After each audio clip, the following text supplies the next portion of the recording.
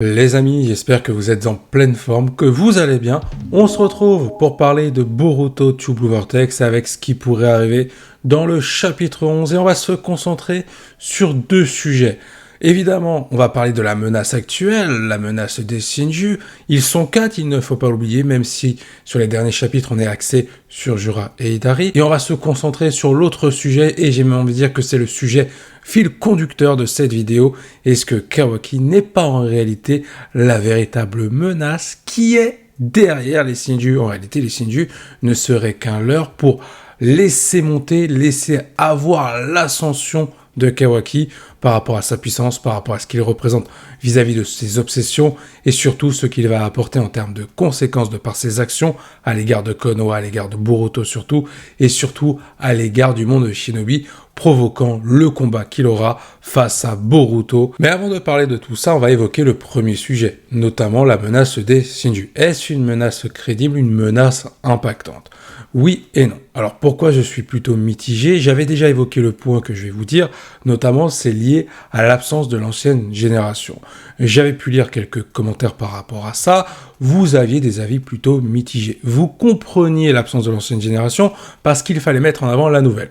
Encore une fois, je ne suis pas contre ça. Il faut évidemment mettre en avant la nouvelle génération et si possible des personnages secondaires qu'on n'a pas l'habitude de voir. Pas forcément une histoire que centrée sur Boruto et Kawaki. C'est toujours sympa quand on suit une histoire d'avoir le lore, d'avoir l'ensemble de l'œuvre qui nous est proposée et pas seulement qu'un seul côté de l'œuvre, que le côté principal notamment, même si l'anime s'occupe des points secondaires. Là, c'est plutôt sympa ce qui se passe ces derniers temps avec la nouvelle génération, on voit l'équipe 10, on voit Imawari, on voit pas mal de personnages et ce n'est pas que centré sur Boruto, Sarada ou même encore le personnage de Kawaki. On a même eu le droit à du Mitsuki, donc en soi, c'est vraiment plutôt cool. L'absence de l'ancienne génération me pose problème parce que je trouve qu'il n'y a pas de passage de flambeau. Je peux comprendre qu'on mette en avant la nouvelle génération, mais que l'ancienne soit totalement absente, parce que là on parle pas d'un simple petit caméo de temps en temps de Kakashi Tsunade, on parle de l'ancienne génération qui est absente totalement, elle est quasiment inexistante. On sait qu'elle existe, mais on ne la voit pas, elle est portée disparue. Et attention, Konohamaru n'appartient pas à l'ancienne génération, c'est la génération entre deux, la génération qui se situe entre Naruto Shippuden et la génération Boruto. Il faut faire attention à ça. Konohamaru, il ne faut pas le mettre du côté de Kakashi Tsunade. Il vient après, il appartient à cette génération-là et pas la nouvelle génération qu'on découvre avec Boruto ou même encore avec le personnage de Mirai. Et j'ai même envie de dire que Mirai, elle vient juste avant la génération de Boruto. Donc, il y a pas mal de distinctions à faire. Maintenant, revenons au sujet de l'absence de l'ancienne génération, donc représentée par Kakashi, Tsunade et tous les autres shinobi comme Rock Lee, Kiba, Shoji. Le problème, c'est que pour l'instant, les Shinju, notamment Jura et le personnage d'Hidari, on ne les a vus que face à la nouvelle génération ou des shinobi random. On voit qu'ils sont puissants, on voit qu'ils sont redoutables, mais on aurait pu crédibiliser leur puissance et cette menace par la même occasion en les faisant s'opposer face à des shinobi qu'on a connus. Si on voyait Jura mettre une dérouillée à Rock Lee, ou même à Kakashi, ou même avec tous ces shinobi réunis, là, on aurait augmenté la dangerosité, on aurait compris la menace. Mais c'est justement ça qui aurait fait un beau passage de flambeau, parce qu'on le sait, la nouvelle génération est destinée à surpasser l'ancienne. Et quoi de mieux de voir la nouvelle génération réussir là où aurait échoué l'ancienne génération, c'est-à-dire réussir à vaincre les Shinju. Là, on manque de crédibiliser plusieurs personnages par la même occasion. Non seulement on manque de revoir l'ancienne génération, et on manque de rajouter de l'impact avec ce que peut apporter la nouvelle génération. Alors après, je me pose une question qui est plutôt troublante. Généralement, dans une œuvre, pas forcément Naruto Boruto, dans une œuvre, on va dire shonen, quand il y a une menace qui se présente, une menace qui est représentée par plusieurs personnes, on va dire une team, on commence d'abord par les plus faibles par rapport à la menace, et ensuite on passe aux plus forts. C'est un peu le cas dans Naruto Shippuden, notamment avec l'Akatsuki. D'abord, on passe avec des membres qui sont pas si forts que ça. Bon, ils sont quand même redoutables quand on les découvre. Mais par la suite, on monte en termes de niveau de puissance. Là, je trouve quand même troublant que Kishimoto nous présente d'entrée Jura Hidari, qui joue un rôle très important, et qu'on ne voit plus les autres Shinju, qu'on ne voit plus Matsuri qui veut s'occuper de Konohamaru, et l'alter ego de Bug qui veut s'occuper d'Eda et qui risque de tomber sur Demon. Est-ce que Kishimoto n'est pas en train de nous duper en nous faisant croire que Jura et Hidari sont les deux Shinju les plus forts? Et si en réalité, ce n'étaient pas eux les deux plus forts, mais les autres? Parce qu'il y a aussi un détail qui est bizarre, alors peut-être que là c'est la spéculation totale, et je me trompe complètement, mais l'alter ego de Bug, on n'a toujours pas son nom à lui. Et je me dis peut-être qu'au final, la belle surprise, elle n'est pas du côté de Jura ou Hidari, elle est peut-être du côté des deux autres Shinju. Parce qu'on le sait, Matsuri va tomber sur Konohamaru, donc ça va permettre de mettre en avant Konohamaru. L'alter ego de Bug va pouvoir affronter Eda et Demon, donc ça va permettre de mettre en avant ces personnages-là aussi. Peut-être qu'on aura l'intervention de l'ancienne génération aussi à ce moment-là, pourquoi pas. Après, je mise beaucoup plus sur le rôle de l'anime quand il reviendra pour exploiter le rôle des personnages secondaires et aussi, pourquoi pas, quelques shinobi de l'ancienne génération pour crédibiliser encore un peu plus cette menace représentée par les Shinju. Maintenant, on va évoquer l'autre sujet. Le personnage de Kawaki et ses actions qui pourraient amener à des conséquences très graves pour Konoha. J'ai parlé à l'instant de la menace des Shinju et ce qu'elle représentait, est-ce que c'était une menace plutôt crédible? Ça reste une menace, même si elle est amoindrie par l'absence de l'ancienne génération, ça reste une menace intéressante et qui peut amener à du bon développement pour des personnages comme Sarada, Imawari, Boruto, même Kawaki par rapport à ses actions pour le coup, et d'ailleurs on va se concentrer sur lui, puisque justement c'est le deuxième sujet et c'est le fil conducteur. Kawaki, on l'a vu, il empêche Boruto d'intervenir.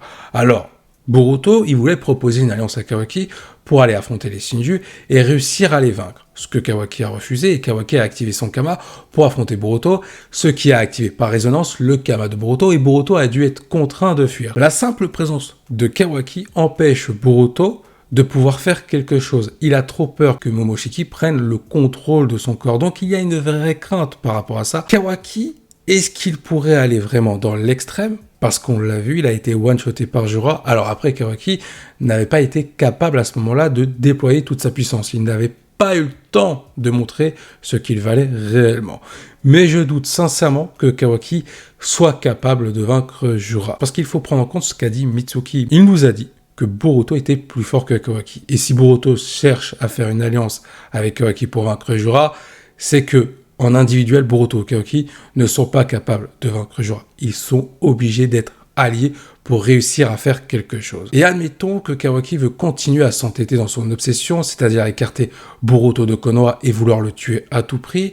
Est-ce qu'il pourrait refuser son aide, refuser la présence de Boruto et donc empêcher Konoha d'avoir une défense solide pour se protéger face aux Shinju, ce qui pourrait conduire à la destruction totale du village, parce que Boruto est peut-être le seul en termes de puissance à l'heure actuelle qui est capable de rivaliser face aux Shinju. Même si, je l'ai dit, il n'est pas de taille à les vaincre, il a besoin de faire une alliance avec Kawaki. Mais si Kawaki est dans le refus catégorique, cette action-là pourrait amener à des conséquences très graves et tragiques surtout. En plus, il y a un autre point à évoquer qui est très important.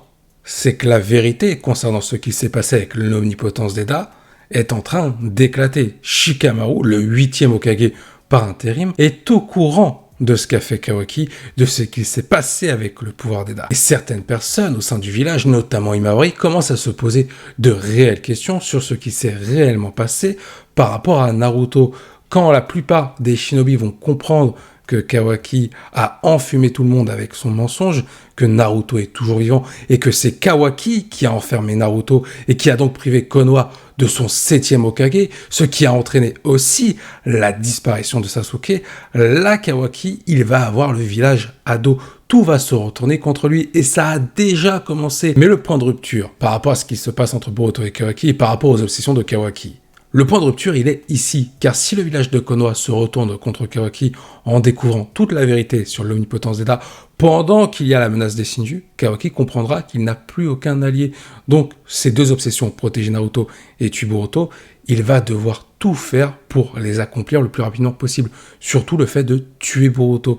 Et pour cela, il devra aller en dehors de Konoha. Il ne pourra pas compter sur les autres shinobi. Mais il y en a un qui pourra se servir de cet aspect-là pour tirer son épingle du jeu. C'est Amado, parce qu'Amado, il n'est pas allié à Konoha, il est à Konoha parce qu'il y a Kawaki par rapport à ses objectifs. Là où ira Kawaki, Amado le suivra. Si Amado a besoin de puissance, a besoin d'un appui de taille, d'un allié de taille, il trouvera Amado. La situation à Konoha, elle est extrêmement tendue. Ils sont à deux doigts de tout perdre. Le village peut vraiment très mal finir à la fin de cet arc, parce que Kawaki, il est entre deux eaux, partagé par rapport à son mensonge, continue à protéger Konoha, mais si Konoha est contre lui, il ne voudra plus les protéger. Et c'est peut-être ça aussi, le fait qu'on arrive au combat entre Boruto et Kawaki. Un Boruto qui est obligé de neutraliser Kawaki pour pouvoir protéger Konoha, ou ce qu'il en reste. Boruto qui reproche à Kawaki que cette fois-ci, il a été beaucoup trop loin, notamment à cause de ses actions. Je pense sincèrement que la menace des Shinju, en réalité, c'est pour faire monter la menace de Kawaki par rapport aux conséquences qu'il réalise avec ses actions. L'autre point aussi à évoquer et qui est très troublant, c'est la prophétie de Momoshiki. On a été déçus sur ce qui s'est passé. On nous a teasé depuis le début de l'heure qu'on allait tomber sur un manga sombre de plus en plus, que Boruto allait tout perdre, sa famille, ses amis, le village. À la fin de la première partie, le teasing s'est fait de plus en plus proche, la prophétie s'est soi-disant réalisé, Boruto avait tout perdu, Kawaki avait récupéré l'histoire de Boruto, et en prime de ça, Boruto était considéré comme un criminel ayant tué Naruto. Boruto n'était même plus un Uzumaki aux yeux des autres shinobi. Donc à ce moment-là, on se dit, ah oui, d'accord, là, Boruto a vraiment tout perdu. Mais il a tout perdu un peu sur de la manipulation, sur de l'illusion. Le côté physique, il peut le retrouver. D'ailleurs, le début du manga Boruto Tube Vortex nous montre un peu l'opposé de ce qui s'est passé à la fin de la partie 1. Boruto a commencé à récupérer ce qu'il avait perdu. Il y a une possibilité à ne pas exclure, que cette prophétie n'ait pas encore atteint son climax, son paroxysme. Peut-être que Momoshiki n'a pas tout dévoilé à Boruto. Boruto va réellement tout perdre par la suite par rapport aux actions de Kawaki. Mais quand il va tout perdre, ce ne sera pas qu'une simple illusion. Il va vraiment perdre des personnes parce qu'elles vont décéder suite à une attaque ou suite peut-être à des sacrifices que certaines personnes vont faire pour protéger Konoha ou encore essayer de protéger Boruto par rapport à ce qu'il se passe. Pourquoi pas? Parce que il est vrai qu'on peut se poser la question, pourquoi on n'a toujours pas eu l'intervention de Momoshiki? Il devrait en avoir marre de voir que Boruto est toujours optimiste et qu'il ne veut toujours pas céder sa place à Momoshiki. On voit clairement que Boruto a peur du Kama et qu'il ne veut pas que Momoshiki soit présent dans son esprit pour qu'il puisse prendre le contrôle.